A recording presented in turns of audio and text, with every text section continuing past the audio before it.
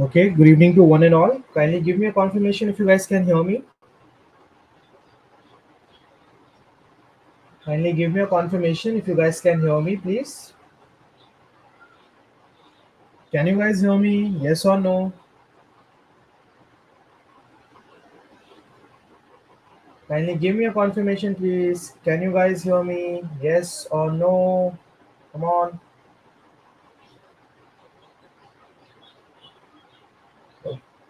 Okay, perfect. So, good evening to one and all, and welcome to the day fifth of this boot camp for the machine learning deployment of this model. So far, we have understood. Before going on, just kindly let me know if my voice is audible to all of you and if my screen is visible to all of you. If the screen is not clear, kindly change your screen resolution to the high resolution, please. Okay, perfect. And I believe that I am audible to everyone. Yes or no? Yes or no? Is this clear? Come on, guys, give me a confirmation, please. Perfect. Awesome. So now, welcome to day fifth of this bootcamp. So far, we have talked about Python. We have understood what is Python as a programming language. We have understood about data. We have seen data structures, conditional statements, and the loops part as well, right? And yesterday we were talking about machine learning, right? When we have entered the topic of machine learning, we have understood what is machine learning, how exactly now machine learning is proved to be helpful, and how is exactly it is different from other domains such as DL and AI, right? And how exactly machine learning on what aspects a domain machine learning focuses on. Apart from that, we have also talked about the different types of machine learning, right? If I ask you, can you guys name the three types of machine learning? Anyone? Can you guys name the three types of machine learning, please? Anyone? Can you guys name the three types of machine learning, please? Anyone?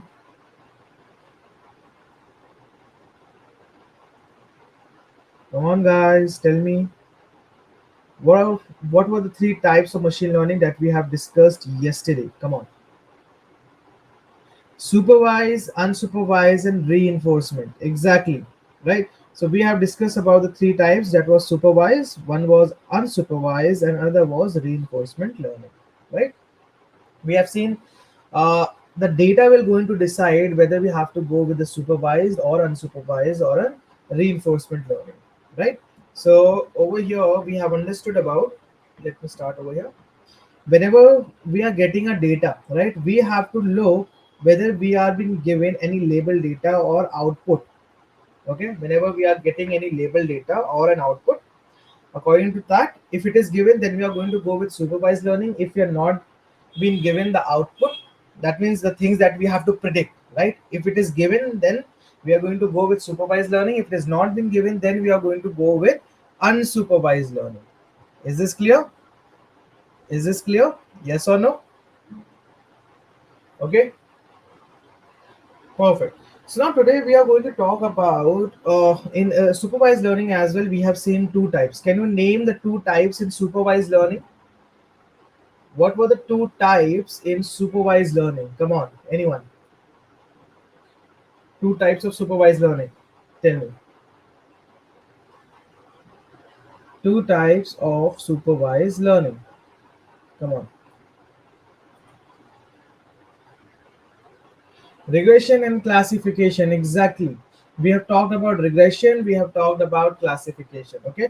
And whenever we are getting the target variable, the values in the target variable will going to decide whether we are going to go with classification or regression, right? Whenever the values are in a continuous manner, we have to go with the regression. Whenever the category, sorry, whenever the target variable, the values in the target variable is in a categorical manner, we have to go with the classification, right? So today we are going to talk about one of the regression. In this series, we are going to cover one of the supervised type of machine learning, and moreover it's a regression model or algorithm. It is known as linear regression. It is known as linear regression. Okay, we are going to talk about linear regression. Now In regression, whenever we would talk about regression, we plot a graph between the variables and we always try to find out a line, a best fit line. So what happened is this regression always works with the numbers and it tries to find out the relationship between the entities. Linear regression is used to find out the relationship between the entities. Okay, and linear regression is very interesting. The reason being, it is very easy to perform, and at the same time, it has a lot more to learn. And linear regression is widely used to perform predictive analysis. Okay, it has been used to perform predictive analysis. Predictive analysis means prediction. The predictive word comes out from prediction, right? You're going to analyze the prediction whether it will go into something will going to occur or something will not going to occur. You are going to predict the value, right?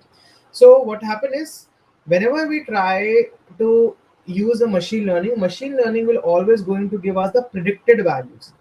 Machine learning will going to give us the predicted value, right?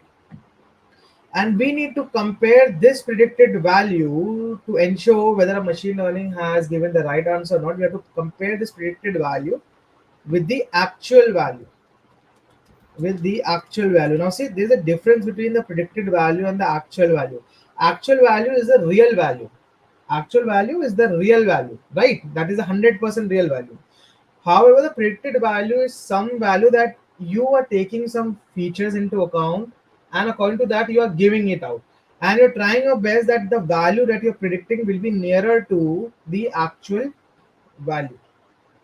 For an example, let me take an example for you. If I say, if you go on to Google and you will going to search what is the temperature of, let's say, temperature of sun.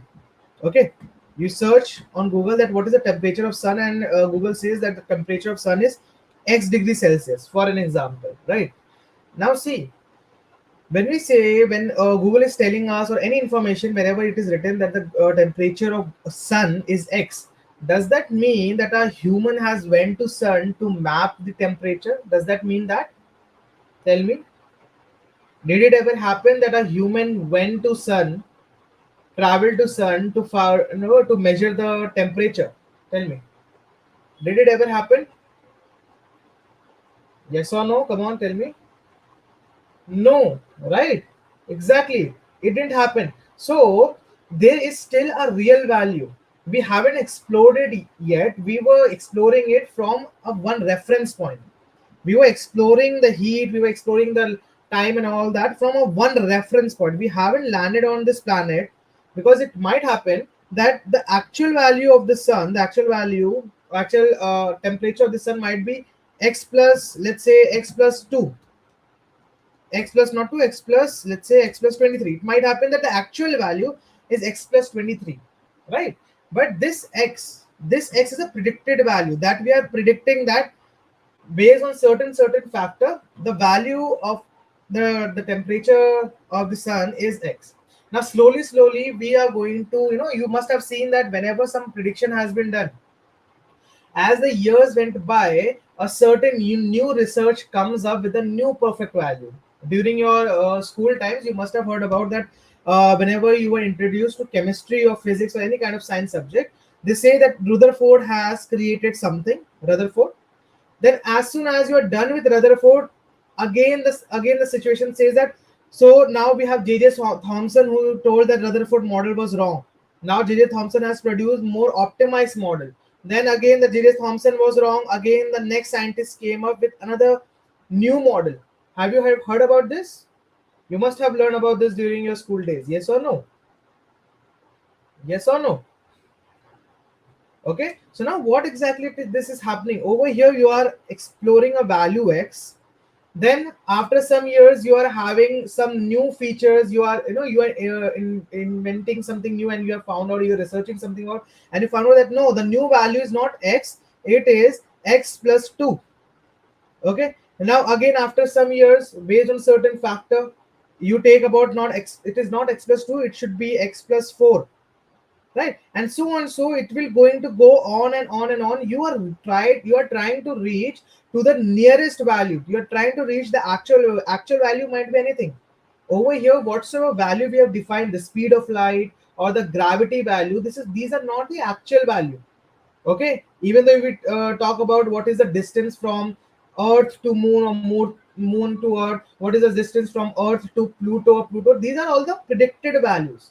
These are all the predicted values. This is not the actual value. Based on certain factors, we are predicting something, right? But over here, we are, the entire motive is there exists an actual value. There exists an actual value. We try our best to achieve the nearest point or nearest value that will be actual value. More the predicted value, more the predicted value is nearer to actual value, more higher will be the accuracy. Okay, more this particular predicted value is far from the actual value, less will be the accuracy. For an example, the actual value, let's suppose the actual value comes out to be 55. Okay, and your model predicted out 50. Over here, see, 50 is way more nearer to the actual value. This predicted value is nearer to actual value. Yes or no? Yes or no? Are you guys getting this concept? Are you guys getting this concept or not? Yes or no? Is this clear? How about others? Okay, perfect. So now see this over here, we can say, okay, our model is working perfectly fine because 50 is nearer to 55. However, let's say this is the actual value 55, and our model is predicting somewhere about 105, let's say. So over here, you can see the distance. Over here, the distance is too much, right? This distance is known as error. This distance is known as error. So more the distance, more will be the error, and if more will be the error, then what will going to happen? Your particular model will going to have less accuracy as compared to the in the first scenario. Okay, so this is the entire logic how machine learning model works, and machine learning always gives you a predicted value, and to find out the accuracy, you compare the predicted value to the actual value to find out whether your model is performing well or not. Okay, now let's talk about the linear regression model, how exactly linear regression model works. So linear regression model is totally based on the phenomena that it will going to help you out to find out the relationship between two entities. Okay, for an example, let's say I am having the first entity as experience. Okay, I'm having, let's say, 1 years of experience, 2 years of experience, 3 years of experience, and so on and so on and so on and so forth. Let's say 10 years of experience. Apart from that, I am having salary. Based on these experience, I'm providing the salary, let's say 3.5 LPA, let's say 4L, 4.5 L, and so on and so forth till here, let's say 15L, right? So now over here, this is my data set. Over here, this is my data set. We are having two columns. We are having the experience and we are having the salary, right? Based on this data set, if I ask you, what do you think is the target variable? Target variable is the variable that you predict. Target variable is the variable that you predict. So among experience and salary, what do you think will be your target variable? Or what among these two you think that you need to predict? Do you need to predict that experience or do you need to predict the salary? Come on. Come on, come on, come on. Come on, tell me. Salary, exactly. So we need to predict the salary based on the experience because salary is dependent upon experience. However, experience is not dependent upon salary. Salary is dependent upon experience, whereas experience is not dependent upon salary. Based on the experience, you will going to get your salary. If you are having higher experience, you will going to get higher salary. If you are having a lower experience, you will going to get a lower salary, right? But if you see in the different way, if you see in the different way, have you ever heard about that? If someone is getting higher salary, then definitely 100% it's their experience is also higher. This is not something. This is not something that is accurate. It might happen that if there might be some person who is having 1 year of experience, might be the companies providing them higher salary. Yes or no? Yes or no? Okay. So over here, the salary is a dependent variable. That means it depends upon the experience. However, experience is not depending upon salary. That means experience is an independent variable. Okay. So whenever we talk about independent variable,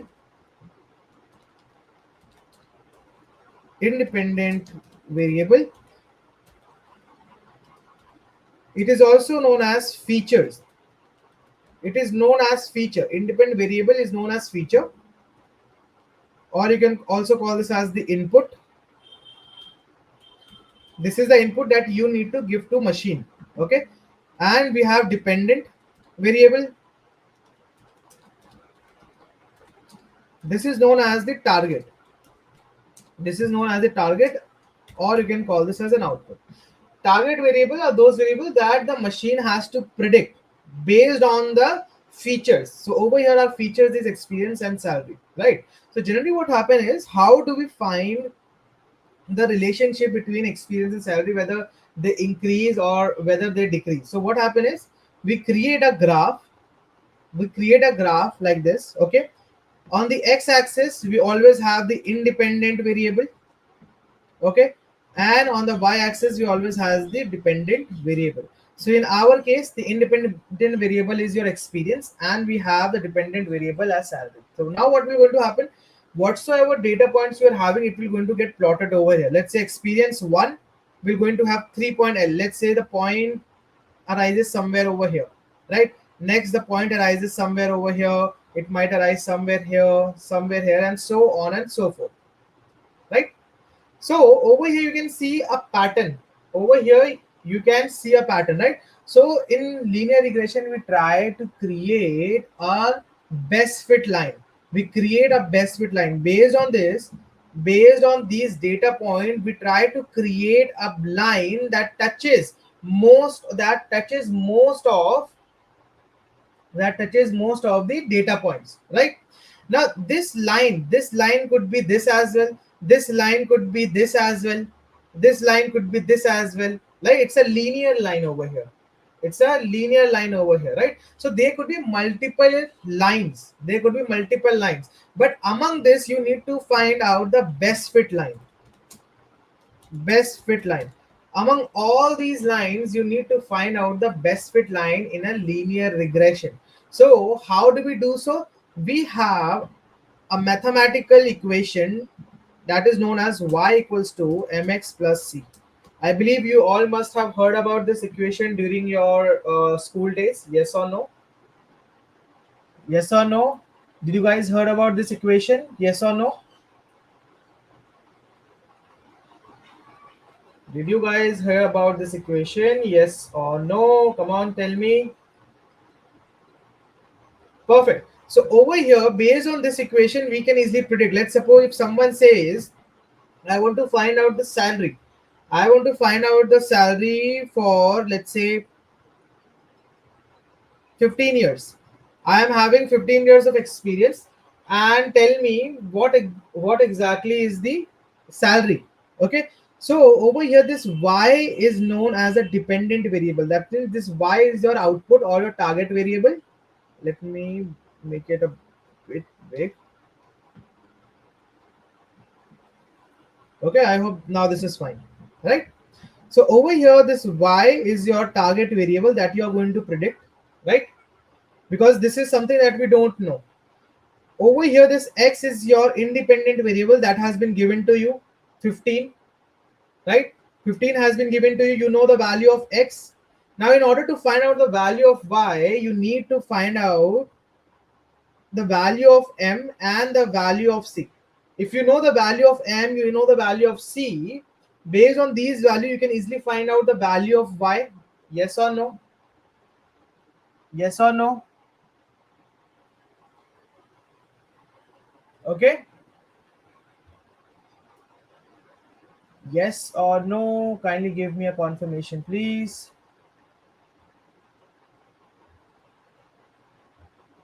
Perfect. Now this m is known as the slope.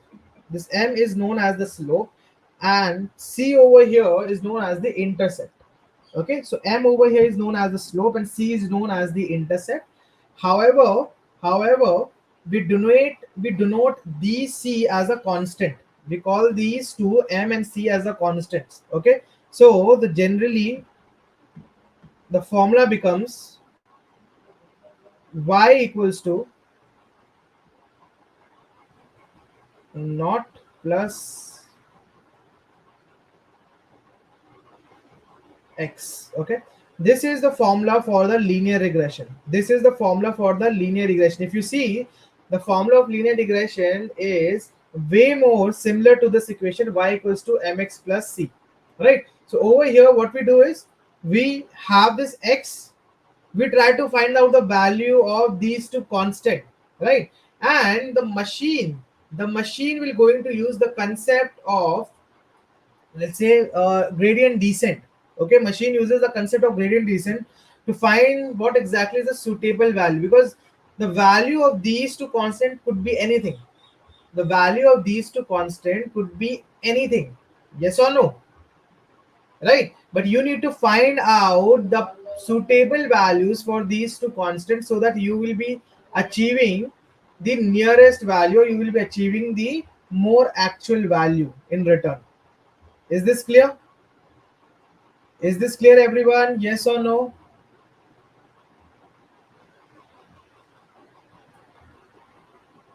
Okay.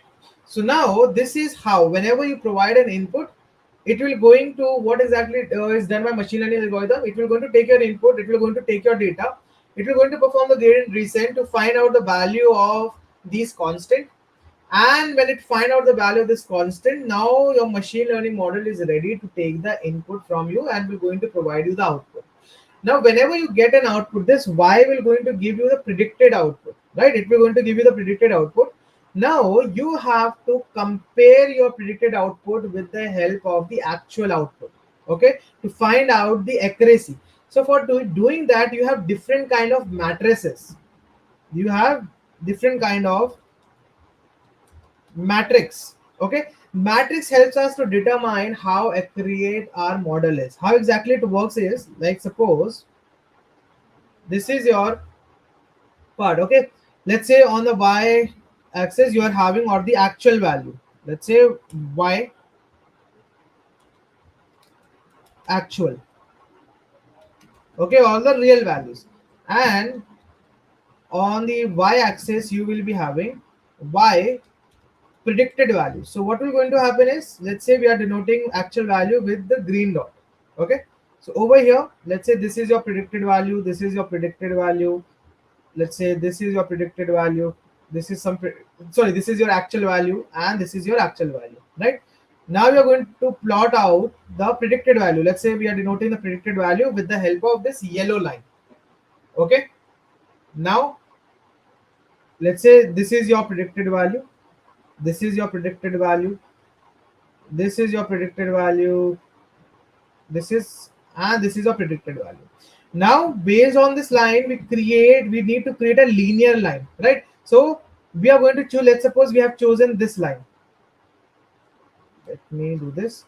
Let's suppose we have chosen this line, right? Now what we are going to do is we are going to find out the distance between the actual value and the predicted value. The distance between, over here, this is your actual value, this is the predicted value. So what exactly is the distance between these two? Okay, based on the distance we find out the accuracy, because this is the error. This is the error. The distance between the actual value and the predicted value is the error. Okay, and based on that error we are going to find out the accuracy. So there are different matrices such as MSE, MAE, RMSE, and RSE. But we are going to use the R square matrices in this form. Okay, till here is this clear? Yes or no?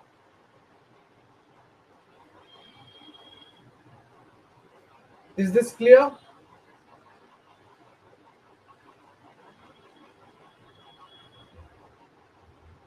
Is this clear, everyone? Yes or no? Okay. So now let's see the anatomy of the machine learning model. How exactly things thing work in backend. Now what happen is, you provide your data, you always get a data. Okay, you always get a data, and your data is into two parts. One is all your features, and another is your target variable. Okay. Now what we do is we split our data set. We split our data set into two halves. Let's say this. So what we do is we make the first case, we call this first case as your training set and the second case as a testing set. Now see, let's say you are having your mathematics exam in the upcoming time. Okay. Now what you're going to do, you are going to choose a book, and from that book you are going to revise, or you are going to perform the no, sums and you can equations and all that, right? Now in that book, the specification about this book will be, you will be having the question as well and you will be having the answer as well in this book, right? Then you will going to read the question, will going to solve it, you get an answer, then you will going to compare it. If it is good, then you will going to remember that this is the way how you have to do. If it is wrong, then you will going to improvise yourself, right? Now when your maths exam will going to held, you will only going to get a question paper. You will only going to get a question paper, not an answer sheet. Not an answer sheet. That means you will going to take the question, you will going to solve. But in that case, you will not be having any option to rectify or verify yourself whether your answer is correct or not. Yes or no? Yes or no? Are you guys getting this? Yes or no? Can you guys relate to this? Okay. Okay. Perfect.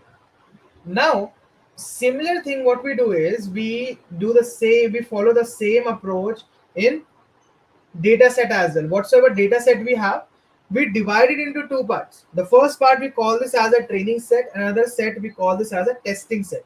Okay, let's suppose this is your feature, so we're going to denote the feature by X. We are going to denote the target value, target variable by Y.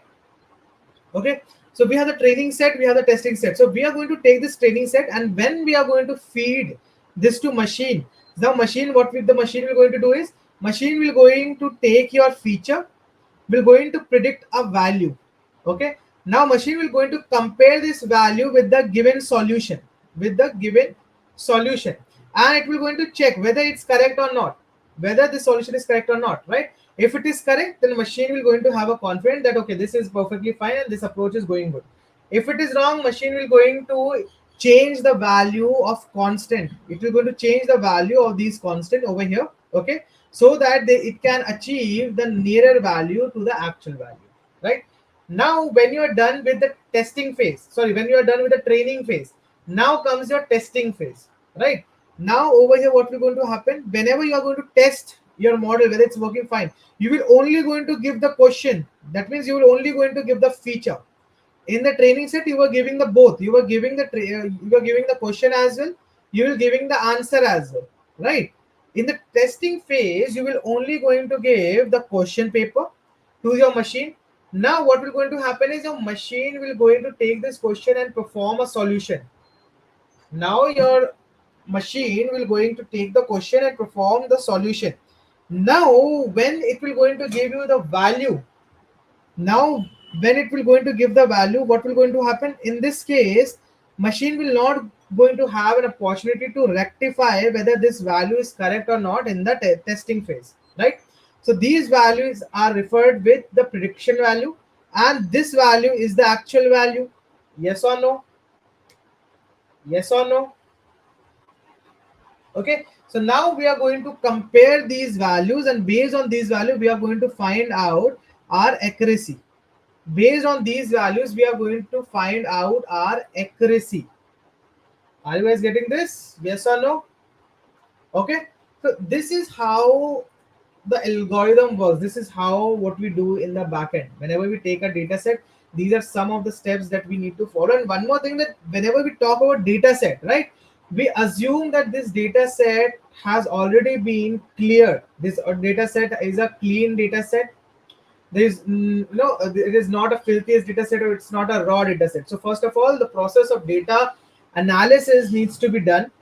When it is done, then you have to go on with the machine learning, because one of the factor is that if your data is not good, if your data is not good, then it can affect your particular machine learning data, machine learning algorithm. Is this clear? Is this clear, everyone? Yes or no? Kindly give me a confirmation, please.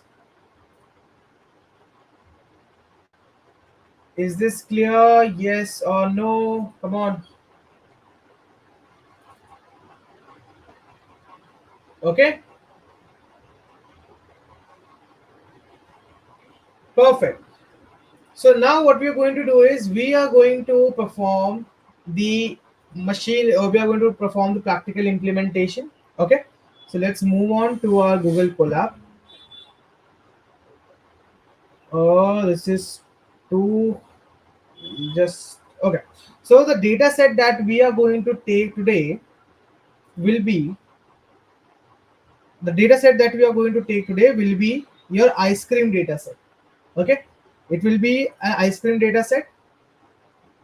So let me copy this, copy the path. Okay, let's move on. Now, how exactly you need to work out?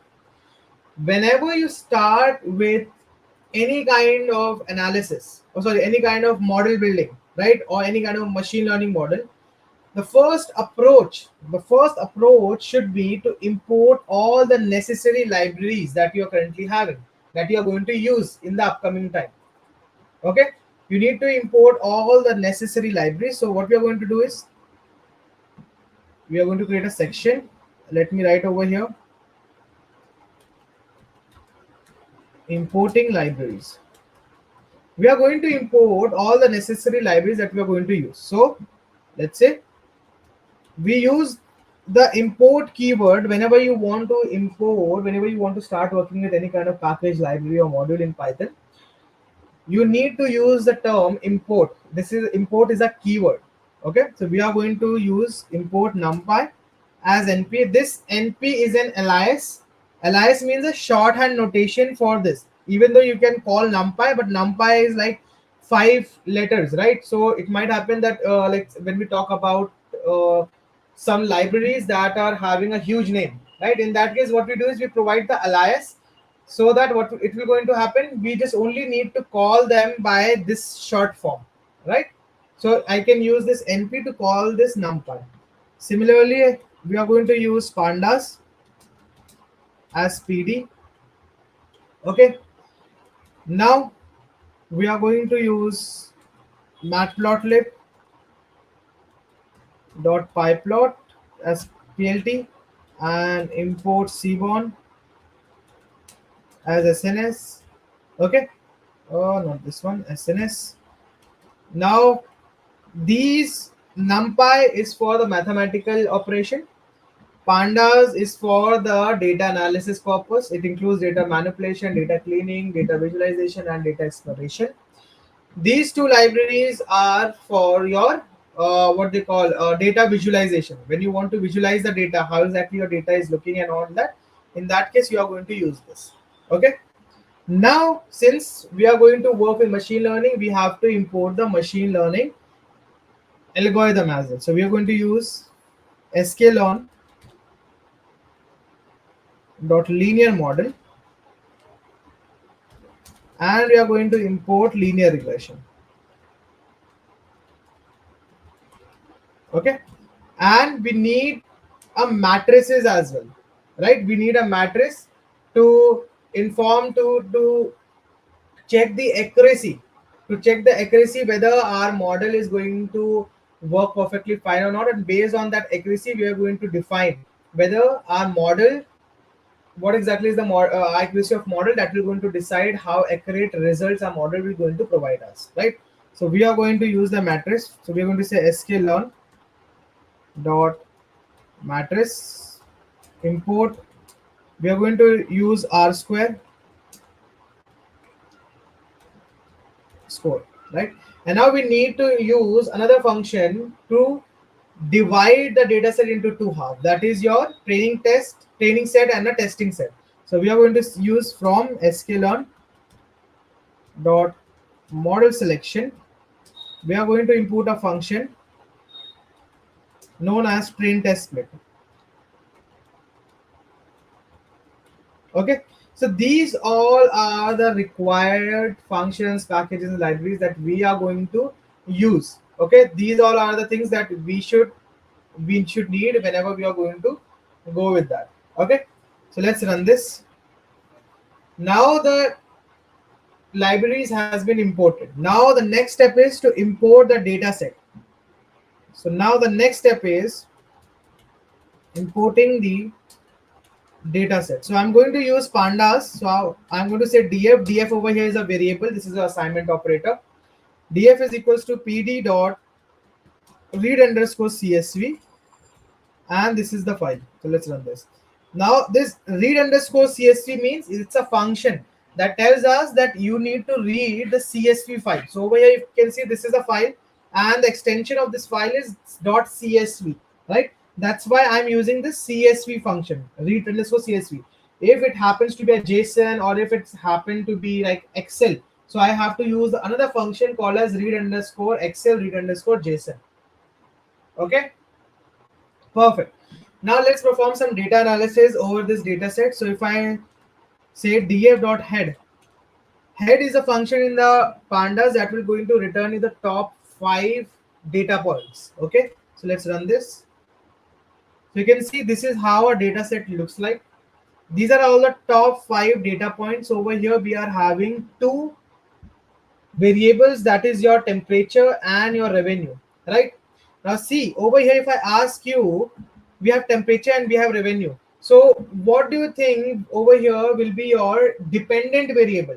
What is your target variable or the variable that you need to predict? Whether it would be temperature or it would be revenue. Come on, tell me. Come on, tell me.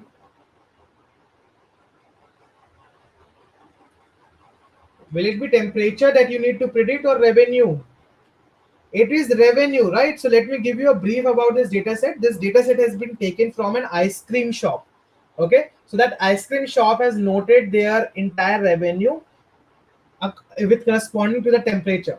They have found out that whenever the temperature is like 24.5 something degree, they have found out that their entire revenue has been like 534 point something millions dollars and so on and so forth, right? So now over here this revenue is dependent upon temperature, right? If the temperature decreases, revenue will also going to decrease. Yes or no? If temperature decreases, revenue will going to increase or decrease? Come on. If temperature increases, revenue will going to increase or decrease? Come on, tell me. Will it gonna increase or decrease? Increase, exactly. The temperature is going to increase, the revenue will also going to increase, right? If it is a hotter day, then then there's a high chance that people will to prefer ice cream, right? So they are directly proportional to each other. That means as the temperature increases, revenue increases. As the temperature decreases, revenue also decreases, right? So over here we have temperature and we have revenue, right? So now with the use of head function, you can perform that, you can get the top 5 data points, right? Similarly, we have a function known as tail function in pandas. With the help of tail, we will be getting the bottom 5 data points. So over here you can see we have bottom 5. This is the first data point, second data point, third, fourth, and 5. So with the help of tail, you can use the bottom 5 data points, right? Apart from that, we have another function. We have an attribute known as shape attribute. This shape attribute helps us to find out the total number of rows and columns we are having in our data set. So over here, total number of rows that we are having is 500. That means the total number of data points is 500, and columns is 2. Over here you can see we have 2 columns, that is the temperature and revenue, right? And we have how many rows? We have 500. We have 500 rows over here, right? Now there's one more function known as info function. Info function gives you the information. Info function gives you the information about the data set. You can see over here it gives us the information that there are total 500 entries, and these entries are ranging from 0 to 499. If you see over here, it is ranging from 0 to to 499, right? And then it will also going to give you that how many columns are there. Over here we have this temperature. Over here you are having your revenue. Okay, and alongside you will be having the data type. This data types tells you that whatsoever data you are having in your temperature revenue column, all the data follows the same data type known as float, right? Similarly over here in the revenue section as well. Okay, now you have this 500 not null. So not null values means that whenever you are working with the filthiest data, there are high chances that you will be getting null values, that is empty values, right? But in order to feed the data to machine learning, you have to make sure that it shouldn't be having float. 64 is the data type. Okay, 64 it's the float. 64 is the data type. 64 over here stands for the bits, how many bits it will going to occupy. You can change this to float 8, float 16, float 32 or 64. By default it is 64. Okay, now over here it also gives you, it tells you that is there any null values present in this entire data set. So over it says that there are 500 not null values, and we have the total entries as 500 not null values. That means we are not having any null values. We are not having any null values, right? And in order to check what exact how many values are temperature and revenue, you can use a function known as is null, right? It will going to give you the true and false boolean value. Say that this value is not null, that's why it's false. This value is not null, and so on and so forth. If you uses the sum function, you will going to say over here it says temperature and revenue, and it says 0. It means we don't have any null value. We don't have any null value either in temperature or revenue. That means we are good to go with that development part, right? There's one more function known as describe function. Okay, this describe function gives you the statistical information about the data set. So if I'm going to run this, let me add some codes.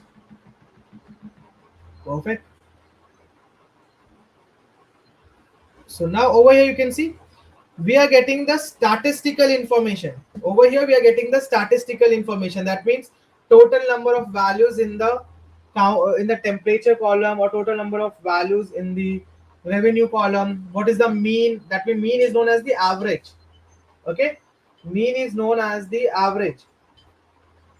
Then you have standard deviation, minimum value. That means the minimum value in this temperature column is 0, and the minimum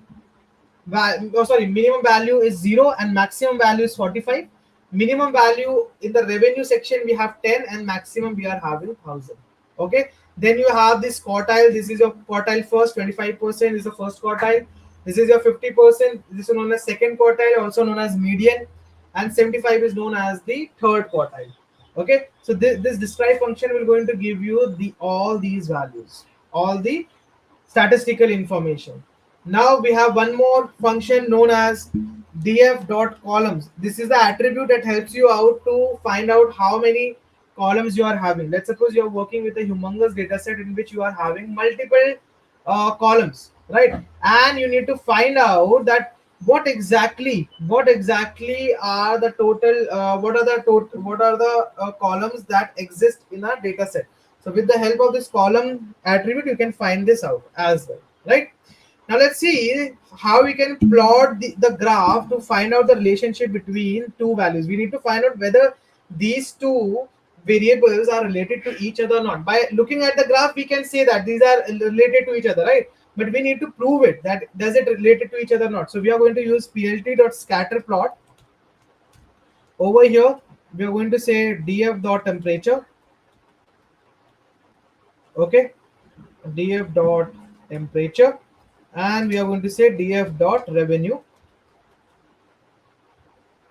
And let me add a label over here as a plt.x label as your temperature, and plt.y label act as your revenue. Okay, so let's run this. Now see, can you see this? Can you guys see this? right? Over here on my y-axis, I am having this temperature. On my right, on my on my x-axis, we are having this temperature. On my y-axis, I am having revenue. And if I plot the values, I can see it is creating, it is going a linear line. It is acting as a linear line. Yes or no? A straight line. Yes or no? If I copy this image, come over here, paste this. Okay, so over here you can see it is going linearly. It is going linearly. Yes or no? That means as the temperature increases, the revenue is also increasing. As the temperature is increasing, revenue is also increasing. As the temperature is going to decrease, it will also going to decrease. Is this clear? Now, if you want to find out the correlation, you can use the Seaborn. You can say SNS dot heat map, SNS dot heat map, df dot corr, correlation n naught equals to true, and C map, let's suppose it should be greens. Now it will going to work out. Now see this. Over here, you can see it is 0.99. This is your correlation value. This is your correlation coefficient value. That means they both are having a high relationship. They both are having, if you have learned about Carl Pearson correlation during your 11th or 12th, yes or no? Have you ever heard about that? Carl Pearson correlation. Carl Pearson correlation, anyone, right? So in that, whenever you read that, you are going to find out that it is based on to find out the relationship between the two values, right? Over here you can see the entity. Whenever you are getting the one, whenever you are getting one over here, right? So that is known as the perfect correlated values. That is known as the perfect correlated values. Any values that is between 0.79 to 0.99, it is known as the high correlated values. That means there's a high relationship between temperature and revenue. Okay, so you can perform the analysis and you can go on and on and on, because analysis is going to take a lot of time, right? So for the sake of this project, we have taken a data set that is already cleaned. Okay, it is already a clean data. So now we are going to jump towards the machine learning part. First of all, we need to create an object for our linear regression. So I'm going to say linear regression over here. So linear regression is the function that we have imported, right? And we are assigning it to the model column, sorry, model variable. Now what we need to do is we need to divide. What we are going to do is we are going to separate our values. We are going to separate the feature and your separate the target into two variables. So what we are going to do is we are going to have x and we are going to have y. We are going to introduce two new variables. In x, we are going to store our feature, and on y we are going to store our target value, right? So our feature will be temperature, right? And y over here will be your revenue. Okay, now one more thing that you need to make sure is that whenever you define all the features in a variable x and you provide this a machine learning always sees that the feature, the dimension of the feature, should be in a two-dimensional form. So currently over here, if I print df, now see over here, this is a 2D form. Over here you can find out the rows, you can find out the column, right? And in order to find out the dimension, you can use the attribute ndim. So now over here you can see it will going to return as 2. That means it is two-dimensional. This data is two-dimensional. However, currently we are having only one feature. Now when we are going to divide this, when we say that y equals to df dot feed temperature, what will going to happen? The dimension will going to change. Now see the dimension. Now the dimension is 1. However, machine learning says the dimension needs to be 2 for the feature.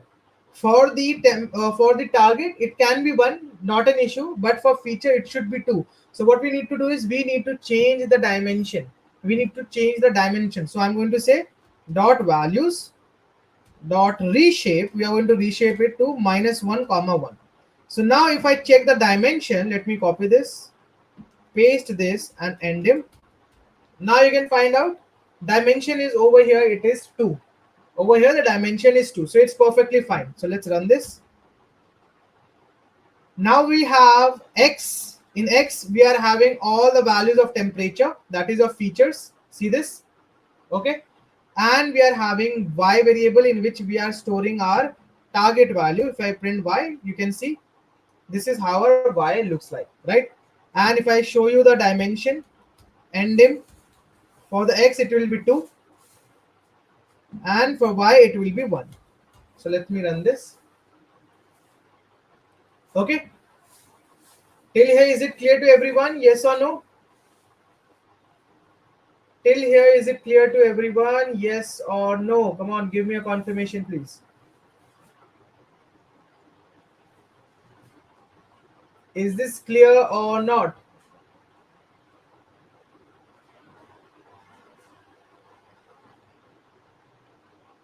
Okay,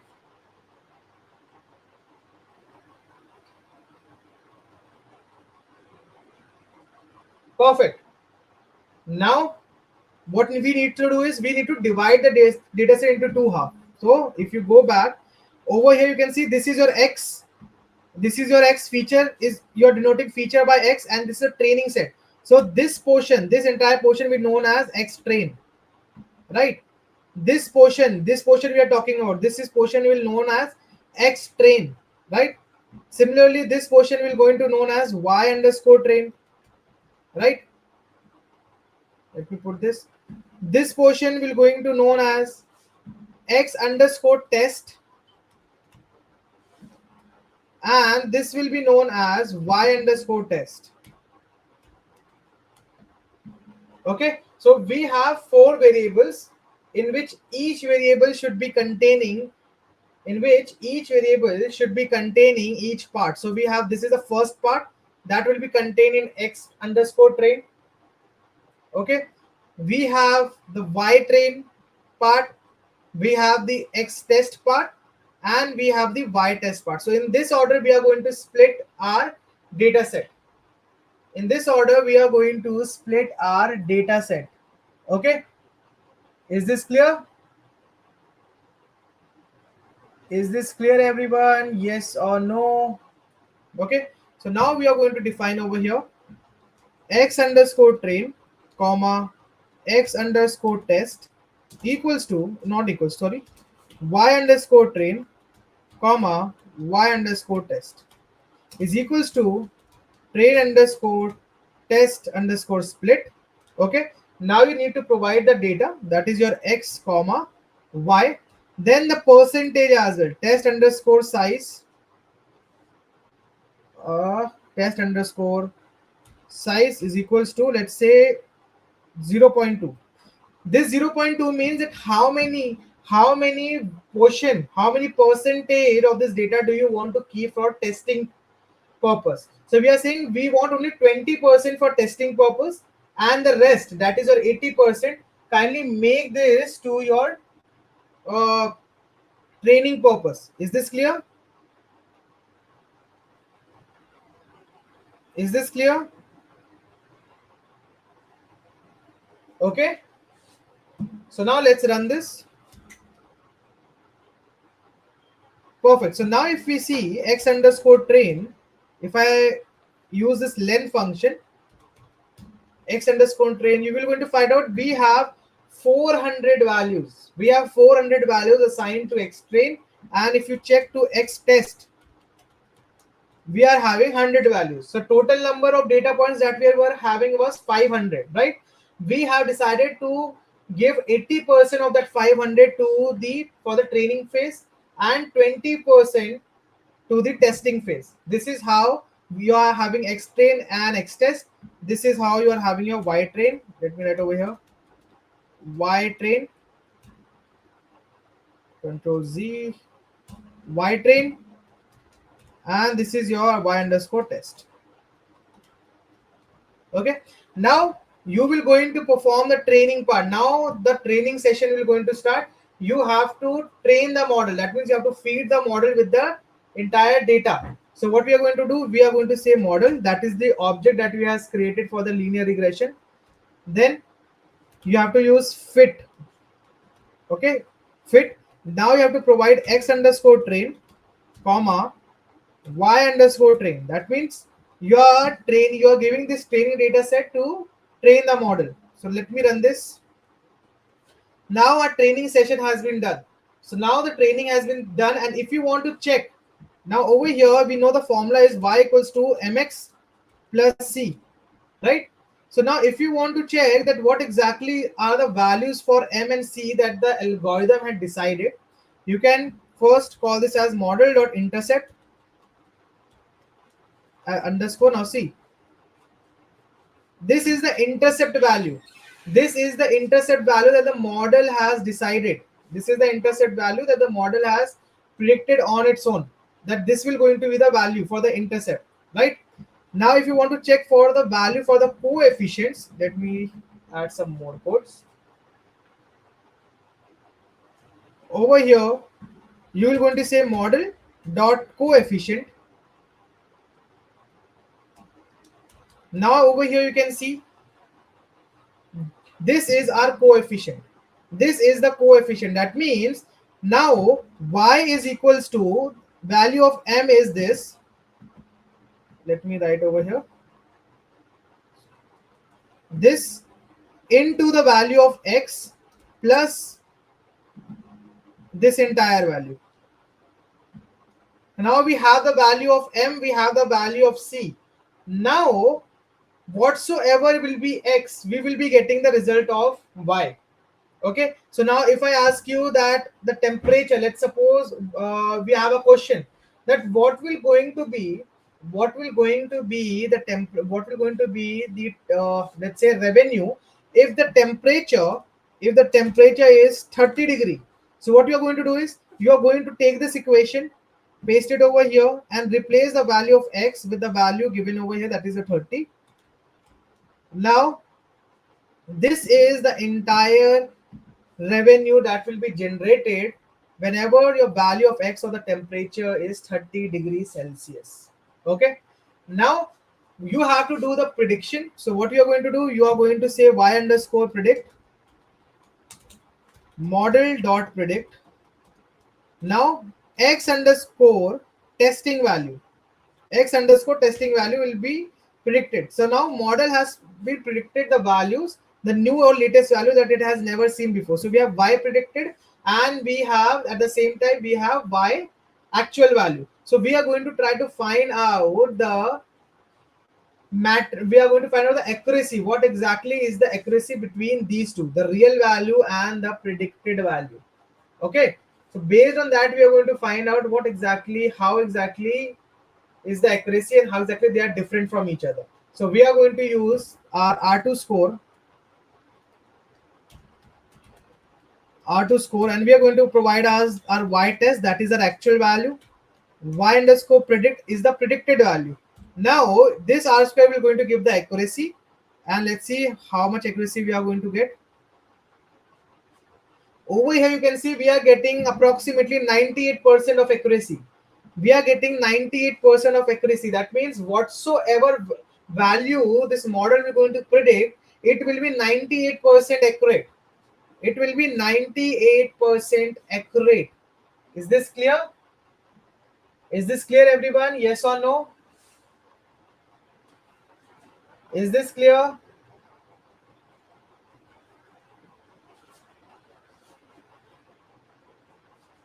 Is this clear, everyone? Yes or no?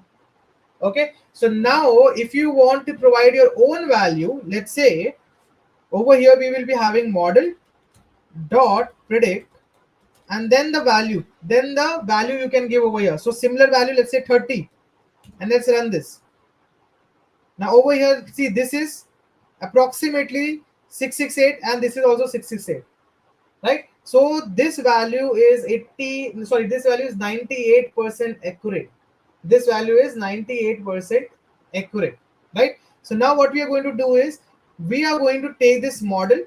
Okay, we are going to take this model whenever we are going towards the development purpose. So we are going to take this model, and we are going to perform all the operation.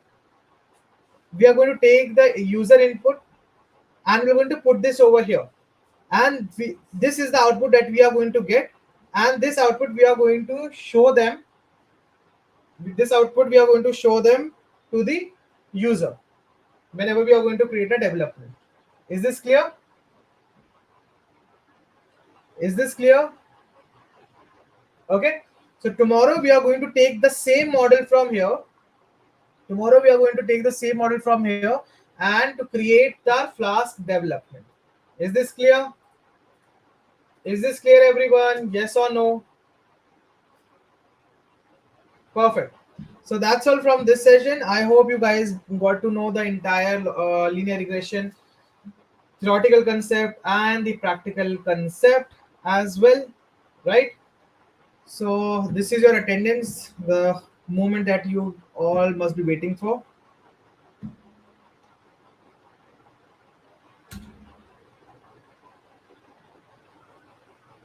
So here you go with your attendance form. You can go ahead and mark your attendance. If you have any doubt, kindly ask. I've already told you I will be discussing about the project on the last day. Okay.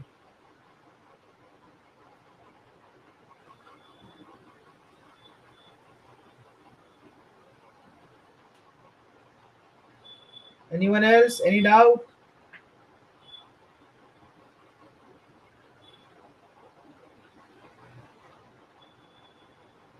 Which part do you want me to explain? Kindly tell me.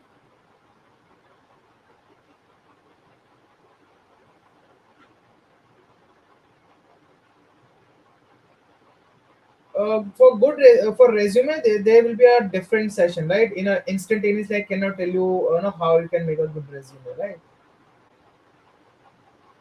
All the data set and all will be given to you on the last day. Okay.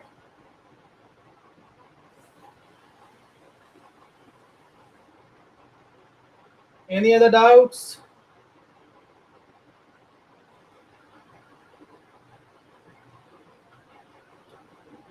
The data set will be given to you on the last day. So this is your attendance. Let me post the attendance again.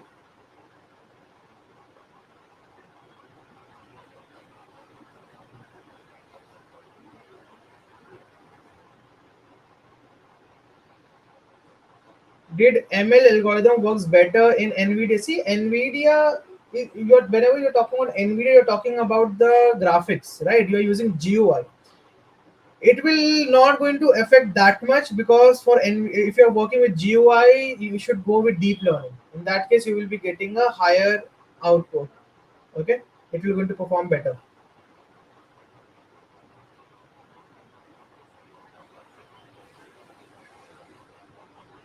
Already answered your question. Dataset will be provided to you on the last day, that is your day after tomorrow, on Sunday.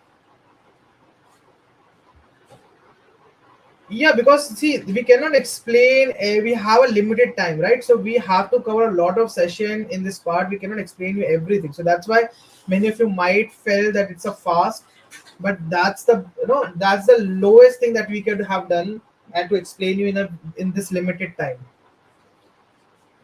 Project will be awarded to you on the last day. Any other doubts? Any other doubts?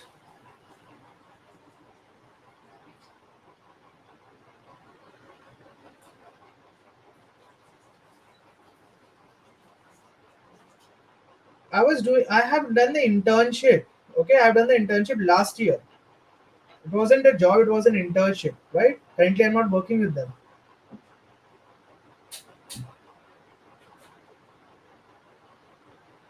All the resources, data set, notebooks, and everything will be provided to you on the last day, right? See, to get a certificate, we have already told you that you have to follow those two norms. If you're clarifying those two norms, then you will be getting the certificate. Otherwise, you won't be. Okay.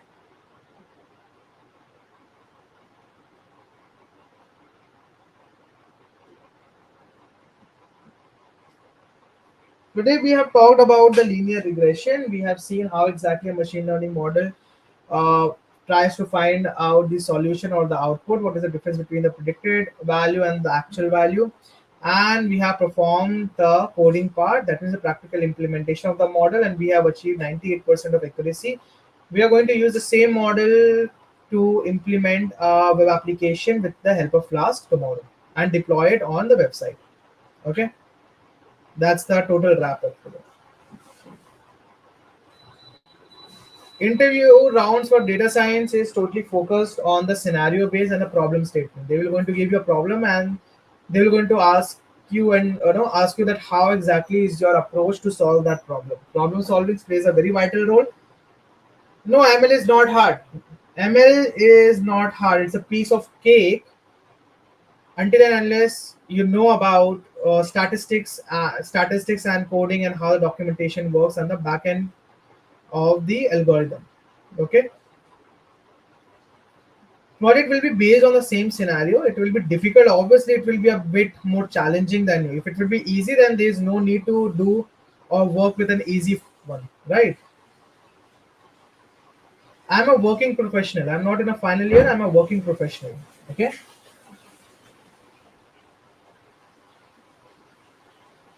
Any more doubts?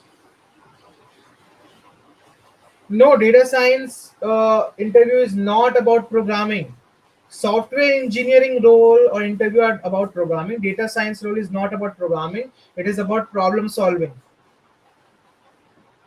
Okay, data science role is about problem solving, not about programming. See, it will going to take you approximately for to learn ML. You cannot directly jump to learn ML, right? You first have to know about the programming language, then the database, then the data structures, the Python data structures, then the data analysis. Then you perform some projects and data analysis. After that, you can go ahead with the machine learning. And before going into machine learning, you have to learn statistics. So if you ask me, this journey will going to take you. If you are doing self study, then it will going to approx 6 to 8 months to at least have a basics about have a confident in ML. Not see, programming and problem statement is different. Okay, problem statement, they will going to give you a simple problem, and they will going to ask you to define what is the solution generally, not by programming. Okay, data science focus on problem statements, problem solving rather than in programming. Software engineering interview focuses on programming and coding part. Okay, any more doubt? Yes, there is a course related to a Python in DevTown. Kindly check out our website. You will going to find out plenty of course and training and industrial interviews. I will be explaining you about our website in the upcoming time as well. But if you want to check this out, you can go ahead and check this as well. Okay. So can we write Python APIs connecting a database? Yes, you can do that. You can either go with Flask or you can go with Django DRF. Okay, you can easily do that part as well. Yes, it will going to help you out if you're including this resume. See, if you ask me, certificate doesn't matter unless and until you are having the skills, right? Even though if you're providing your certificate, mentioning your certificate on your resume, you need to make sure that you will be having that adequate skills to defend that this certificate belongs to you and you are eligible for this one, right? Certificate is just a piece of paper. If you add, if you don't add, it will not going to matter. Things that will going to matter is your skills. Okay.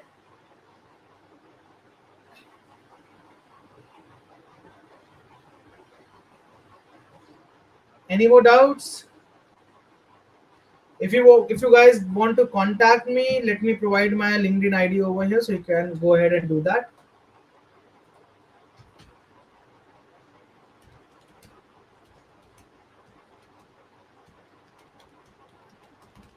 So this is my LinkedIn ID. You can go ahead with that as well. Finally, we are going to implement a website tomorrow. Yes, we are going to do that. Any more doubts? How to get sound from computer without external speaker using Python? I'm not getting what exactly you are trying to speak. How to get a sound from computer without external speaker? What exactly does that mean? Kindly brief about that as well. Okay, in that case, we can wrap this up if you are not having any doubt. Okay, so thank you so much for joining in, guys. Let's meet tomorrow with our day 6. and then we are going to use different methods to create a website and implement a machine learning model and deploy it. Okay, so till then, have a great time, enjoy yourself, be safe, and see you all soon. Good evening. Thank you. Bye.